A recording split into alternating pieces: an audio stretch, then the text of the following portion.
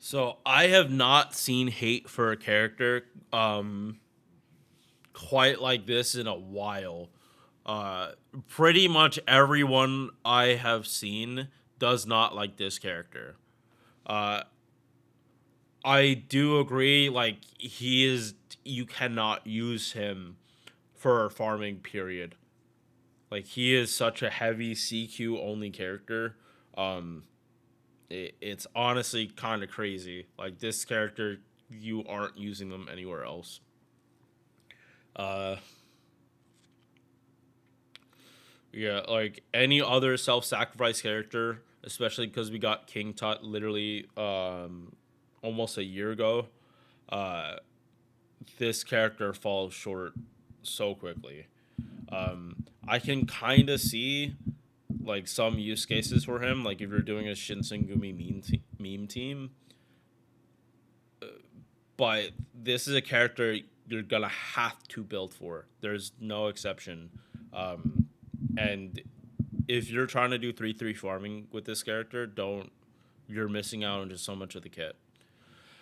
So let's get started though. First off, if you didn't see the video, I said this kid looks like Killua. I mean, I haven't watched Hunter x Hunter besides the first couple episodes, but I know a lot about Hunter x Hunter.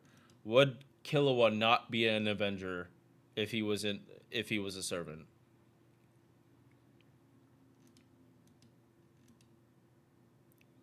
But the hair and his like short stature also again reminds me of Toshiro Hitsugaya from Bleach. Um, I don't know what his personality is, but this image right here, uh, uh, I'm almost thinking if he took off the Hayuri and just had the black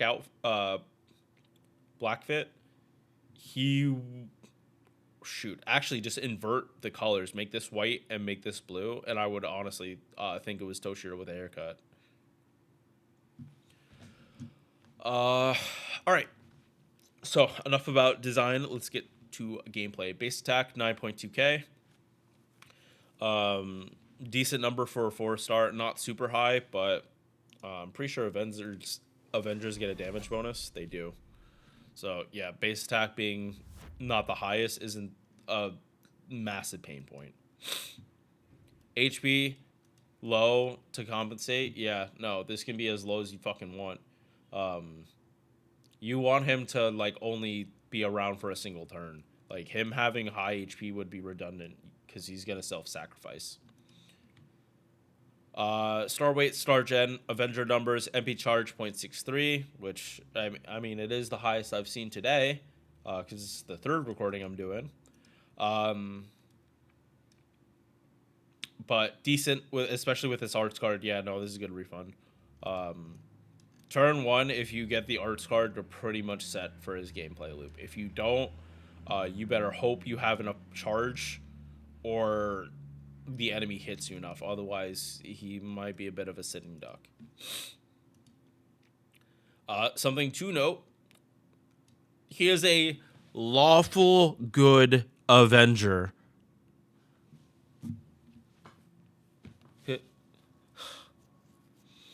I mean, like, okay, so Moriarty makes sense being chaotic evil, but Avengers as a concept, it's hard to wrap my head around. Like, someone that's not a summer servant and is an Avenger and isn't evil.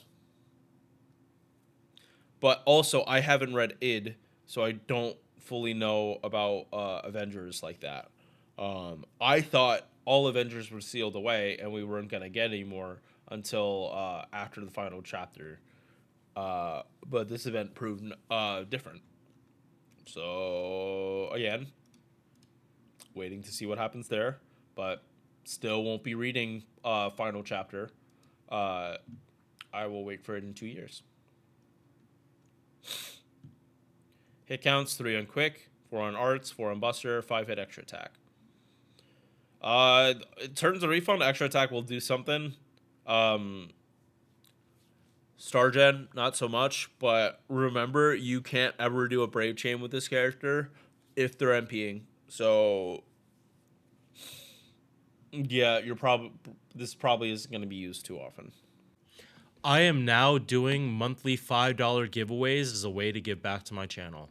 I recently hit 500 subs and I want to keep giving back to the people that support me. All you have to do is comment on one of my videos during the month. Doesn't even have to be a video I make that month, and you are entered to win. 5 people can win every month with 1 win per person per month. Only one comment is counted as an entry every month. I will send you the prize in a way that works for both of us. Thank you for watching. Now let's get back to the video. First skill, 3-turn taunt to sell for 3 turns. MP gen for the party, 30%. Crit damage to the party, 30%. I'm not gonna lie, I was using this guy exactly like I used Yamanami Keisuke for a good time. Like, just use them as plug support for the MP gen. And I just plugged him right out after that. For me, that's kind of like, for a good couple of servants, that's kind of all I need to get them to loop 333, and not have to like bring Oberon or something. Just give slap on MP gain, and it doesn't really matter which character does it, and then I'm pretty much good to go. So yeah, for a sub DPS, this is fine. Don't take the use case I use seriously. That's literally just how I take advantage of the 20% bond points for frontline bonus. Just use characters that can help with farming, put them in the front, then plug suit them out, and then they level faster, and then I don't have to use them as much. But yeah, this is part of the problem. I can definitely see like him getting buffed relatively soon. Because like Yamanami Keisuke, if you had him MP1, yeah, he was lackluster. If you had him MP5, it was a little different because 40 is a lot better than 20. But now Keisuke is actually good, and then Kondo made him even better. Again, super glad I waited. Yeah, no, I'm so glad I waited before doing the tier list, because I did not. Because Kondo Isumi would have definitely shaken things up, and I would have had to redo it for a few of them. Not a lot, but a few. Second skill, 30% quick, 50% MP gen when taking hits, and a dodge 3 attack 3 turns. He is supposed to literally get hit 3 times on the first turn, and then he uses MP to get out. This enables it so he doesn't die early, but you're going to have to watch out for people with sure hit. If he takes hits, he's going to die. This is very, very low HP. If the dodge fails, you're screwed. This part, again, plays into the gameplay because he's also getting MP gen. I could have sworn... I don't want to say that this also affects this. I want to say it's different. I want to say it's slightly different.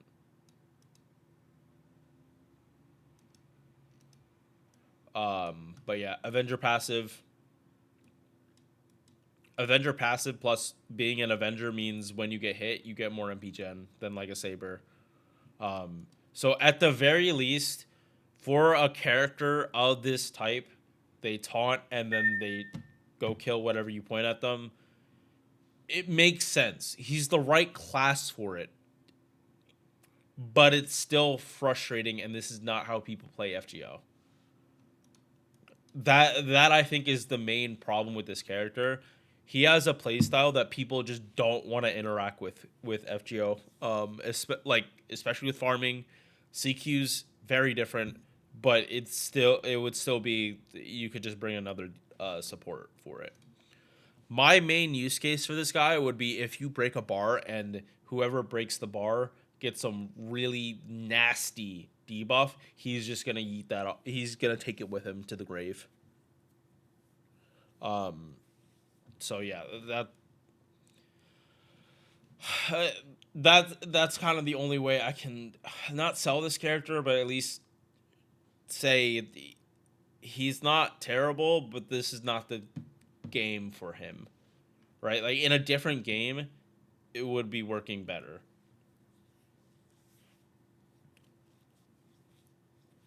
All right, next skill. This is the other part people have issue with. And honestly, I think this, if they buff this character, this is what they're gonna buff first.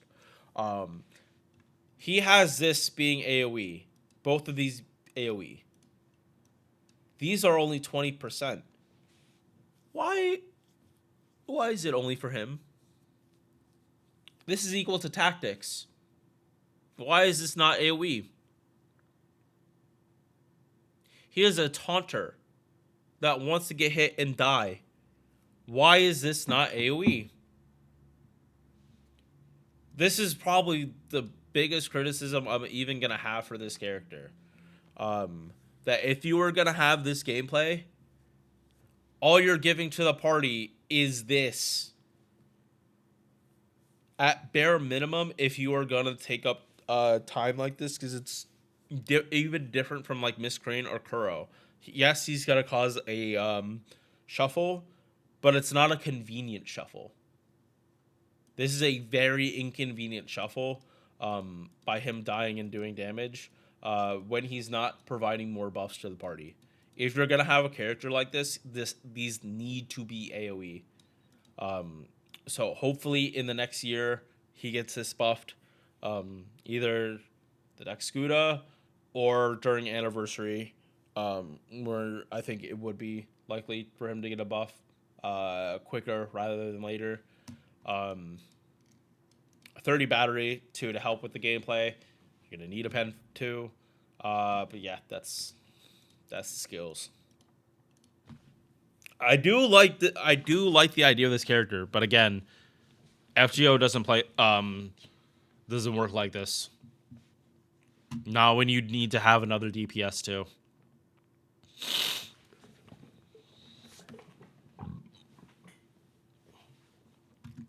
So, let's keep moving on.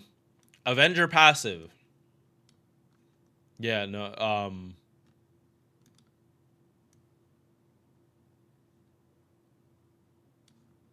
he does not have the MP per turn. Wait, what's that skill? Because, like, it's like, oh my god, I'm forgetting the name of it. Dante's in, oh my god.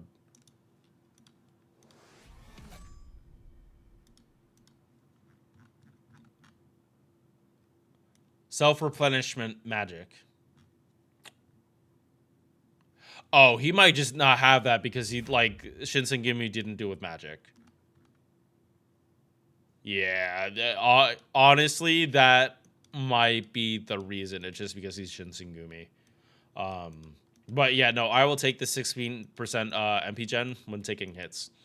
Also, Avenger passive, by the way, this buffs up Amor Karen and gives her a free 20% attack buff. You should be using Anger Minu when you do that, but if it just so happens you use these two in the same team, Karen gets a buff. And she gets that with pretty much every Avenger. But yeah, no, this synergizes really well with this skill. And basically, if he gets hit, you really should be MPing the next turn.